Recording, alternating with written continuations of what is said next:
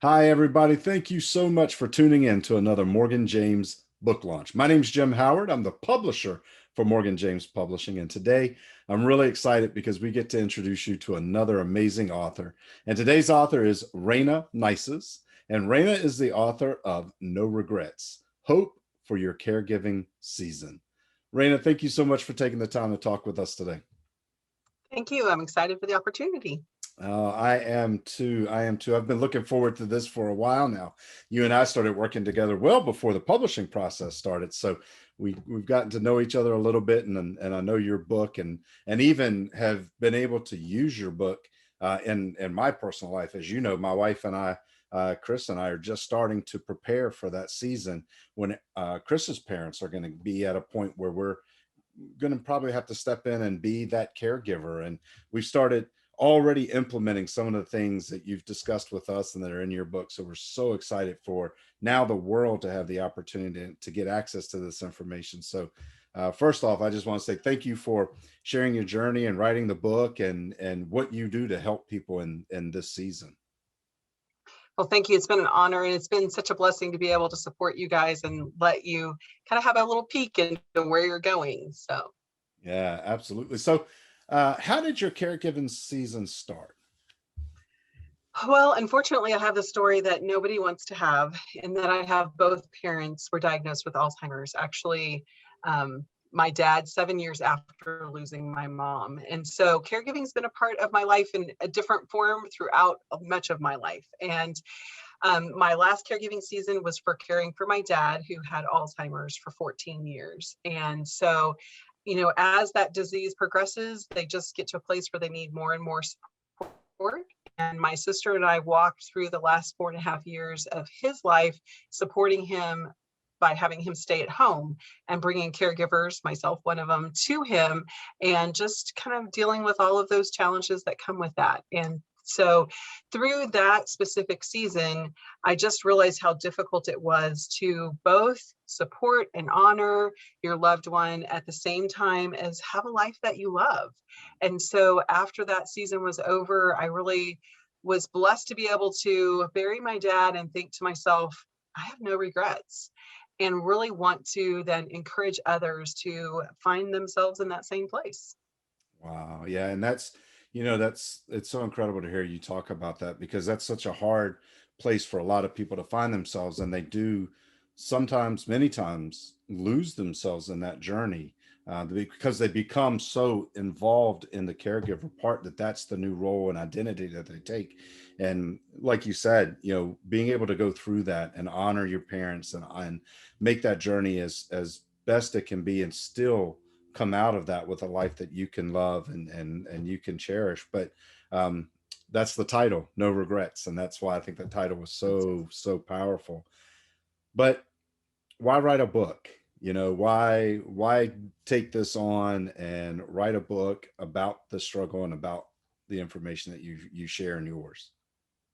I think that's such a great question, because a lot of people feel like they have a book inside of them. I don't know that I ever thought that, to be honest with you.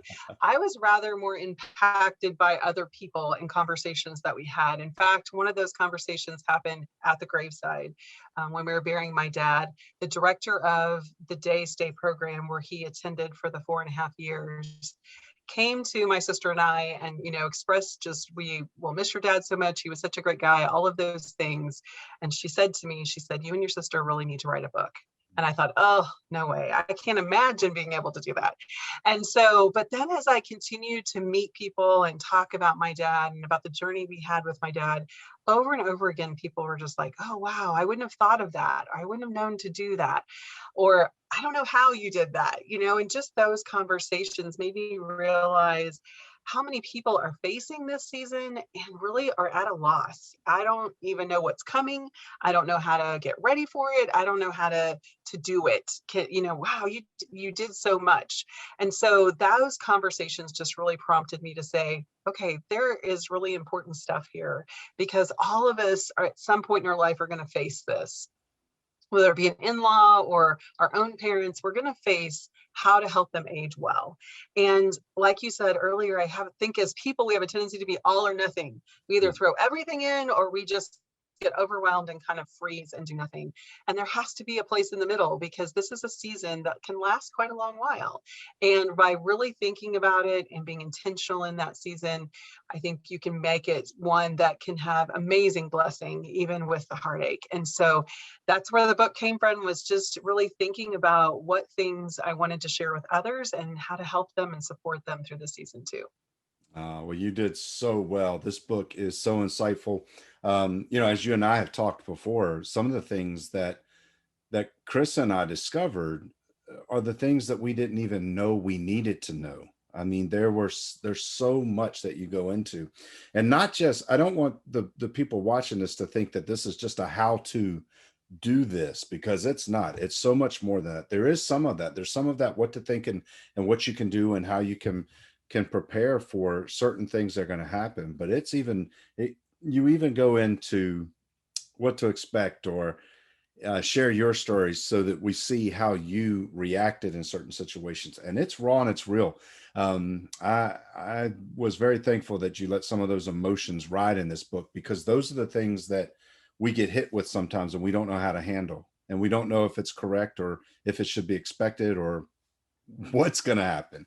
And by Mhm. seeing that, it helped Chris and I understand what the potentials were, what could happen, but also what can become of it if we are prepared for it and we know how to react in those situations. And you did really well spelling that out. But what is one thing that you would offer to somebody who is in the middle of their journey now, or maybe even beginning that caring season of their own? So I think one of the most important things, there's two things. So the first one is, in that very beginning, is being intentional. And Mm, we hear that word a lot, but I really feel like it's so important. At the beginning of my season, my dad was at a point where he had to have someone with him all the time. And my aunt had been living there and she needed to leave. And so it left my sister and I in this place of, what are we going to do? And like most families, we went and looked at memory care units, and we really thought that might be the direction to go. I just didn't feel like that was the best thing for him. He was so active and was doing so many things still at home, that I just felt like it would be not great for him to have to leave the home. So at the time, I was teaching just part-time, but I was teaching 4 half days a week. I had a high school student at home. I was actively involved in my church, and my husband farms. And so I do the books, and you're kind of the farm taxi. There's a lot going on in our household. And so taking on that caregiving on top of it, if I had tried to splat all of the things that were mm, included in caring for my dad, both physically being there with him and supporting him in all the other ways when I was at home, it just wouldn't have worked. So I had to be really intentional in sorting through all of those things and saying, okay, right now in this season, I can let this go, because I'm taking on some of these other things. And I think oftentimes we allow creep to happen when we take on one little thing here and one little thing there, and we just squeeze it on the plate and squeeze it on the plate. And before we know it, we look down and it's just overflowing, and we are overwhelmed and we can't do anything well at all. So I think being intentional to move things off the plate and to put those things on that only we can do, or that are best for us to do, onto that plate. And then the second thing is, if you're in the middle of it, is to really take the time to be reflective. mm. So many times in a caregiving season, we are reactive. We are just going with it, where everything is a burning bush in front of us. If it's not burning, we're not paying attention to it. So really, that's kind of normal. And I don't know that you can get rid of that, because crisis happens, and that's part of what caregiving looks like. But we can steal moments of being reflective. And that just means stopping and asking ourselves those really important questions. What's going well? What's not going well? What's going well for our loved one? What do they need that they aren't getting? What do I need that I'm not getting? And how can I change it? How can I fix it? If we don't ever stop to ask ourselves the questions and to really reflect on how it's going, I think that's how we get to the end and have regrets. Mm.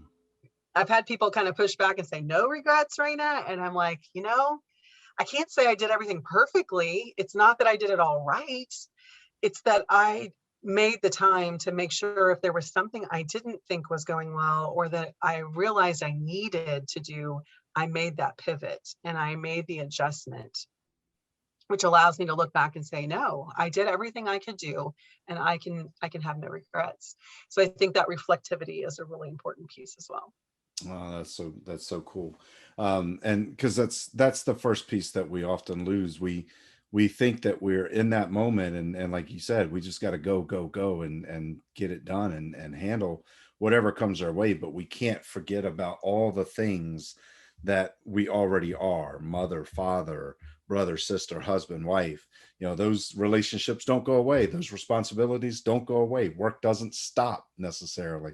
So it's very easy to get overwhelmed in those moments. But you did such a great job in your book, not only giving people insight like you just shared here on what to think about, but even tools that are in the book that you used. And when I say used, you created many of them because they just didn't exist when you were going through it, or you couldn't find what you needed. And some of those tools are very helpful in this journey. So I know people who are watching this, you know, here's the thing: every one of us will go through that season at some point, whether it's with a spouse, as Rayna said earlier, a loved one, an in law, a parent, a child. We're all going to find ourselves in a caregiving role. And the best way to approach that is to be prepared. And it's hard to be prepared unless you find someone who's journeyed that road and understands what you're about to go into and can share insight so that you can glean from that and understand what you need to do as you move forward in there. So Rayna's done that so well. Rayna, I know people are watching this today. Maybe they're waiting on, you know, getting receiving their copy of the book, or maybe they have a copy of their book already. But how can someone connect with you, find out more, get involved with what you're doing outside of the book?